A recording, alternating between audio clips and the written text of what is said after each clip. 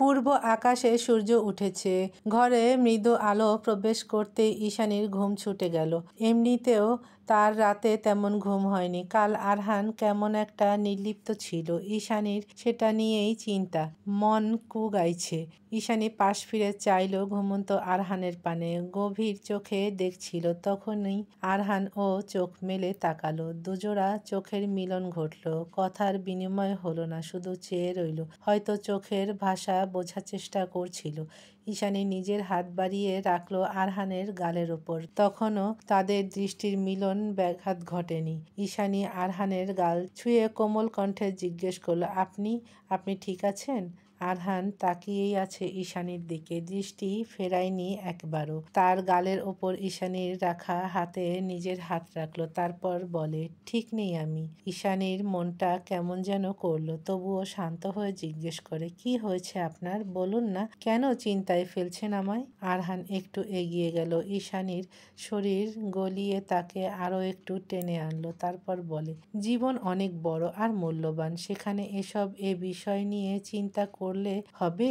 ঈশানী অপলক তাকিয়ে রইল। তারপর কণ্ঠে জোর দিয়ে বলল, আমার কাছে সবচেয়ে মূল্যবান আপনি। আরহানের হৃদয়ে শীতল হাওয়া বয়ে গেল যেন। প্রশান্তি অনুভব করলো। তারপর ঈশানীর নাক টেনে বলল, পাক্কা বউ কথা বলছো কিন্তু? আমাকে কি একদম বেঁধে ফেলতে চাইছো? ঈশানীর ঠোঁটের কোণে ভেসে উঠল এক অলক্ষ্য হাসি। শ্বাস ফেলে চাপা কণ্ঠে সে বলল, নিজেকে ডুবিয়ে দিতে চাইছি সেই অচিন্তা বন্ধনে, যেখান থেকে ফেরার আর কোনো পথ থাকে না। চোরাবালির মতো নীরবে নিঃশব্দে একবার যে পথ ধরি আর ফিরে আসা হয় না। আরহান অপলক চেয়ে রইল। বাচ্চা মেয়েটার ভারিক্ষী কথায় বিস্ময় হলো। আরহান কিছু না বলে জড়িয়ে নিল ঈশানীকে, গভীরভাবে আবদ্ধ করলো নিজের বক্ষতলে। আরহান হসপিটালে এসেছে মিনিট 30 হবে। অলিভিয়াকে অবজারভেশনে রাখা হয়েছে, এখনো জ্ঞান ফেরেনি। আরহান বেরিয়েছে রাউন্ডে, তখনই চেঁচামেচির আওয়াজ কানে আসলো তার। আরহান গুরুত্ব দিল না, নিজের কাজ করে যাচ্ছে। কিছুক্ষণ পর একজন নার্স এসে জানালো অলিভিয়ার সেন্স এসেছে আর সে পাগলামি করছে। আরহান সেদিকটাই গেল। অলিভিয়া কাছে আর জিনিস ছুঁড়ছে আর চিল্লিয়ে বলছে, কেন বাঁচালে আমায়? আমি বাঁচতে চাই না। যে জীবনে আরহান নেই সেই জীবন চাই না আমার। আমি কিভাবে ওকে সহ্য করব অন্য কারো সাথে? কেন বাঁচালে আমায়? আমি মরতে চাই, মেরে ফেলো আমায়। অলিভিয়ার বাবা আনোয়ার সিদ্দিক মেয়েকে বোঝানোর জন্য এগিয়ে গেলেন দুপা। অলিভিয়া পাশে থাকা টেবিল ফেলে দিয়ে বলল, কাছে আসবে না, সহ্য হচ্ছে না তোমায়। আমি মরে একটু সুখ পেতাম, তোমার সহ্য হলো না সেটা। আমাকে দুঃখ পেতে আমাকে বাঁচালে, তাই না? আনোয়ার সিদ্দিক কেঁদে উঠলেন। তার পিতৃ হৃদয়ে কাতর হলেন, অসহায় বোধ করল। মেয়েকে বুঝাতে বলল, না মারে, এভাবে বলে না। তোর কিছু হলে আমি কি নিয়ে বাঁচবো? আমার যে তুই ছাড়া আর কেউ নেই। অলিভিয়া আবার চিল্লিয়ে উঠল, আর আমার আরহানকে চাই, এনে দেবে?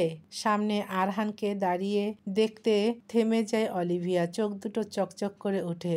উদ্ভ্রান্তের ন্যায় এগিয়ে যায়। আরহানকে জড়িয়ে ধরে বলে, এসেছিস তুই? সত্যি এসেছিস? আমি জানতাম তুই আসবি। আমার এত ভালোবাসা তুই দূরে ঠেলতেই পারবি না। এই আরহান। আরহান আরহান ঠেলে সরিয়ে দেয় অলিভিয়াকে। নিজের সর্বোচ্চ দিয়ে একটা থাপ্পড় বসায় তার গালে। আনোয়ার সিদ্দিক আগুন চোখে তাকায় আরহানের দিকে, কিন্তু মেয়ের ডুকরে কাদা দেখে নিভে যায়। অলিভিয়া ডুকরে কেঁদে ওঠে। আরহান হুঙ্কার দিয়ে বলে, এসব করে কি প্রমাণ করতে চাইছিস? তুই আমাকে খুব ভালোবাসিস? আমাকে ছাড়া মরে যাবি? এসবই লাভ নেই। আমি মনে প্রাণে এই বিয়ে মেনে নিয়েছি আর ঈশানীকে আমার হৃদয়ে স্থান দিয়েছি। সেখানে আর কারো স্থান নেই। তুই যতই পাগলামি কর, লাভ হবে না। তাই বলছি, শুধরে নে নিজেকে। নিজের কথা না ভাবিস, নিজের বাবার কথা ভাব। একটু থেমে আবার বলে, তোর আমার মধ্যে কখনোই ভালোবাসাবাসির সম্পর্ক ছিল না। তোকে আমি বহু আগেই ক্লিয়ার করেছিলাম যে আমার মনে সেরকম কোনো অনুভূতি নেই।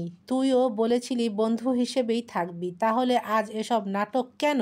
আমাকে গিল্ট ট্রিপে ফেলতে চাইছিস? পারবি না। আমি নিজের কাছে স্বচ্ছ, পরিষ্কার। আমি জানি আমি তোকে কথা দেইনি কখনো, তাই এ দায়ভার আমার কখনোই না। তবে তোকে আমি বন্ধু ভাবি, সেখান থেকেই তোর জন্য সমবেদনা আসবে। এর বেশি কিছু না। অলিভিয়া ফুঁপিয়ে কেঁদে উঠল, অশ্রুসিক্ত নয়নে তাকিয়ে বলল, তোকে ভালোবাসা কি আমার অপরাধ আরহান? এত ভালোবেসেও আমি তোকে পেলাম না, আর একটা মেয়ে যে কখনো তোকে চাইনি সে তোকে পেয়ে গেল। আমার ভালোবাসায় কোথাও কমতি ছিল বল না? এতদিন তো আশায় ছিলাম তুই একদিন ঠিক বুঝবি, কিন্তু এখন কোন আশায় থাকবো? আমার বেঁচে থাকার অবলম্বন যে নেই।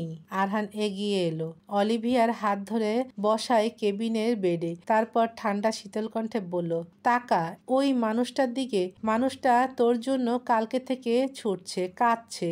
এই মানুষটার প্রতি কি তোর কোনো দায়িত্ব নেই? একজন শিক্ষিত, স্মার্ট, স্বাধীনচেতা সুন্দরী মেয়ে হয়ে এসব ভাবছিস? তাহলে লাভ কি হলো তোকে বিদেশে পড়িয়ে? অলিভিয়া তাচ্ছিলের হাসি হেসে বলল, তারপরও তোকে পেলাম না। এই স্মার্ট, শিক্ষিত, প্রতিষ্ঠিত দিয়ে কি করব? আরহান তপ্ত নিঃশ্বাস ছাড়ল। তারপর অলিভিয়ার মাথায় হাত বুলিয়ে বলল, তোর জন্য যে সঠিক মানুষটা আছে সে ঠিক বেছে নেবে। হাজার মানুষের ভিড়ে তুই না চাইলেও তোকেই বেছে নেবে।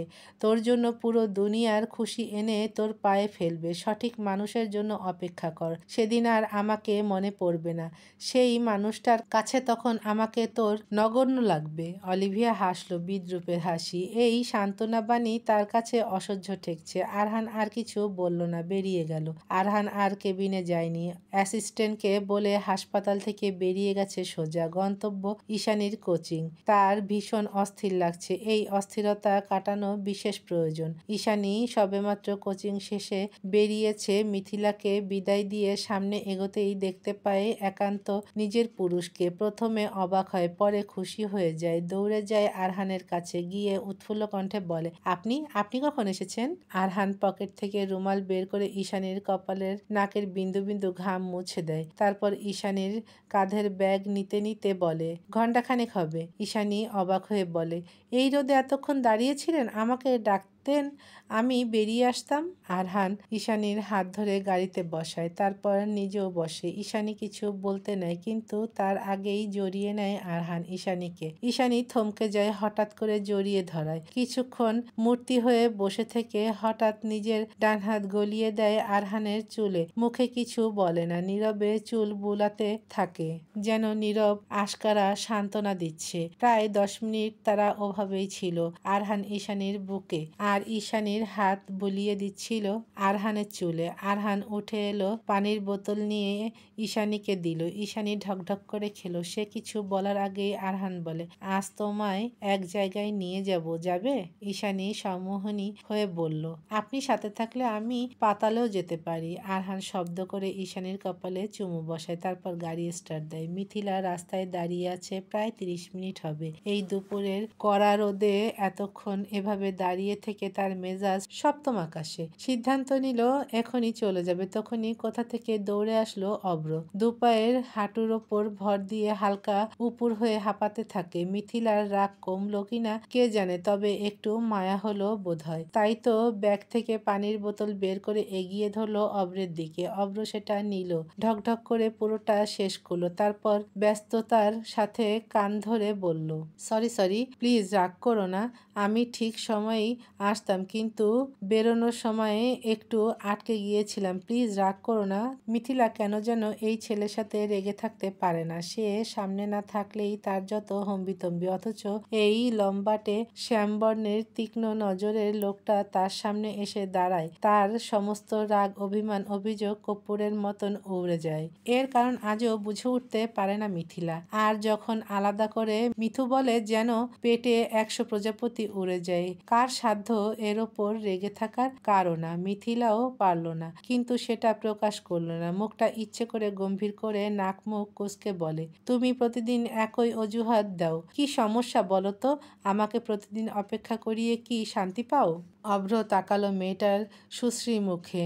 রোদের তাপে ফর্সা মুখটা লালচে হয়ে গেছে, চুলগুলো খানিক এলোমেলো হয়ে আছে, মুখ ঘেমে নিয়ে যাচ্ছে তাই অবস্থা। তবুও যেন অভ্রকে ভীষণ টানলো সেই মুখটা। তার চোখে সবচেয়ে মায়াবী এই মুখটা, মুখে হালকা রাগের আভাস। মেয়েটাকে মোহনীয় লাগছে তার কাছে। সে হাতের ছাতা মেলে ধরল মিথিলার উপর, তারপর কণ্ঠে অপরাধবোধ নিয়ে বলে, মন খারাপ করছো কেন? আর হবে না, সত্যি সত্যি। এখন চলো তো, এদিকে কি রোদ দেখেছো? বলেই হাতের ইশারায় রিকশা ডেকে মিথিলাকে উঠিয়ে দিয়ে নিজে উঠে বসলো। এই গ্রীষ্মের রোদে পুড়ে আসা প্রেমিকের দিকে অপলক চেয়ে রইল মিথিলা। ঘামে জবজবে পরনের শার্ট, চুলগুলো এলোমেলো, শ্যামবর্ণ মুখটা আরেকটু কালো হয়েছে রোদের তাপে। মিথিলা জানে সে হেঁটে এসেছে এই পথ, তাই দেরি। তবুও মিছে মিছে রাগ দেখায় সে। মিথিলা নিজে ওনার আঁচল দিয়ে মুছিয়ে দিল ছেলেটার মুখশ্রী। মনে করতে লাগলো প্রথম দেখা হওয়ার সেই মুহূর্তটা। রেস্টুরেন্টে কিরকম হাবলু হয়ে বসেছিল, যেন তাকে জোর করে বসানো হয়েছে। মিথিলা সেদিনই প্রেমে পড়েছিল অচেনা অজানা ভীতু লাজুক ছেলেটার। সেই যে পিছলে গেল আর উঠে আসার রাস্তা খুঁজে পেল না। অব্র চোখের চশমাটা আঙ্গুল দিয়ে উপরে তুলে বলল, এভাবে তাকাবে না মিথু, আমার ভীষণ লজ্জা পায়। মিথিলা ফিক করে হেসে ফেলে, তারপর অব্রের মাথার চুলগুলো এলোমেলো করে দিয়ে বলে, ওরে আমার লজ্জাবতা। অব্র নাকমুখ কুঁচকে ফেলে, চশমার ভেতর ছোট ছোট চোখ করে বলে, হোয়াট ইজ লজ্জাবতা? লজ্জাবতী শুনেছি, এই লজ্জাবতা আবার কোত্থেকে আসলো? মিথিলা খিলখিল করে হাসলো, তারপর বলে উঠল, লজ্জাবতীর মেল ভার্সন লজ্জাবতা। ছেলেরা লজ্জা পেলে তাদের লজ্জাবতা বলে। অব্র শুধু চেয়ে দেখলো প্রেমিকার প্রাণোচ্ছল হাসি, তার চারপাশ যেন সেখানেই থমকে গেছে। প্রেমিকার হাসির ঝংকার তার পুরুষালী হৃদয় কাঁপিয়ে তুলছে। মিথিলা গা দুলিয়ে হাসছে। অব্র মিথিলার কোমর চেপে নিজের দিকে টেনে আনলো, মুখে বলল শুধু, এদিকে এসো, পড়ে যাবে তো। মিথিলাও চেপে আসলো। উত্তপ্ত দুপুরে কড়া রোদের নিচে একজোড়া প্রেমিক যুগল ছুটে চলেছে নিজেদের নিজস্ব সুখের খোঁজে।